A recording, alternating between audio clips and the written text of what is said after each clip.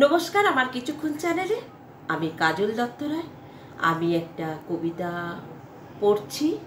কবি সুকান্ত ভট্টাচার্য। প্রিয়তমা সু।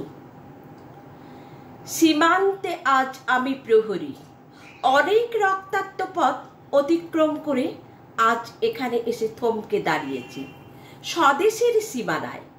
ধূসর তিউনিসিয়া থেকে সিদ্ধ ইতালি থেকে ছুটে গেছে বিপ্লবী ফ্রান্সে, নক্ষত্র নিয়ন্ত্রিত নিয়তির মতো দুর্নিবার অপরাহত রাইফেল হাতে।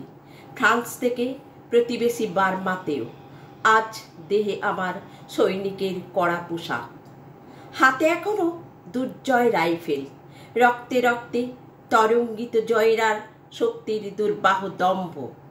আজ এখন সীমান্তের প্রহরী আমি। আজ নীল আকাশ আমাকে পাঠিয়েছে নিমন্ত্রণ, স্বদেশের হাওয়া বয়ে এনেছে অনুরোধ, চোখের সামনে খুলে ধরেছে সবুজ চিঠি। কিছুতেই বুঝি না কি করে এড়াবো তাকে, কি করে এড়াবো এই সৈনিকের কড়া পোশাক। যুদ্ধ শেষ, মাঠে মাঠে প্রসারিত শান্তি, চোখে এসে লাগছে তারই শীতল হাওয়া। প্রতি মুহূর্তে স্লথ হয়ে আসে হাতের রাইফেল, গা থেকে খসে পড়তে চায় এই কড়া পোশাক। রাত্রে চাঁদ ওঠে, আমার চোখে ঘুম নেই। তোমাকে ভেবেছি কতদিন, কত শত্রুর পদক্ষেপ শোনার প্রতীক্ষার অবসরে, কত গোলা ফাটার মুহূর্তে, কতবার অবাধ্য হয়েছে মন যুদ্ধ জয়ের ফাঁকে ফাঁকে, কতবার হৃদয় জ্বলেছে অনুশোচনার অঙ্গারে। তোমার আর তোমাদের ভাবনায় তোমাকে ফেলে এসেছি দারিদ্র্যের মধ্যে, ছুড়ে দিয়েছি দুর্ভিক্ষের আগুনে, ঝড়ে আর বন্যায়, মারি আর মড়কের দুঃসাহ আঘাতে।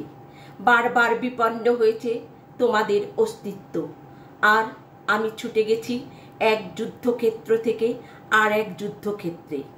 জানি না আজও আছো কি নেই, দুর্ভিক্ষে ফাঁকা আর বন্যায় তলিয়ে গেছে কিনা ভিটে, জানি না তাও। তবু লিখছি তোমাকে, আজ লিখছি আত্মম্ভর আশায়।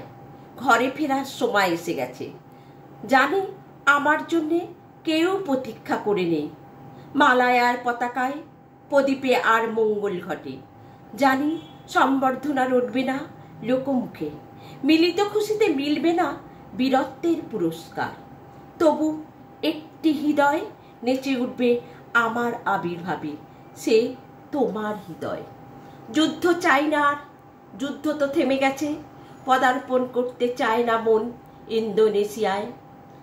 আর সামনে নয়, এবার পেছন ফেরার পালা। পরের জন্য যুদ্ধ করেছি অনেক, এবার যুদ্ধ তোমার আর আমার জন্যে।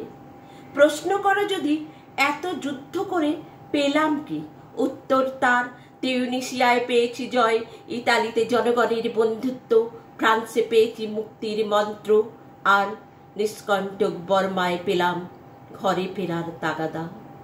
আমি যেন সেই বাতিওয়ালা যে সন্ধ্যায় রাজপথে পথে বাতি জ্বালিয়ে ফেরে, অথচ নিজের ঘরে নেই যার বাতি জ্বালার সামর্থ্য, নিজের ঘরেই জমে থাকে দুঃসাহ অন্ধকার।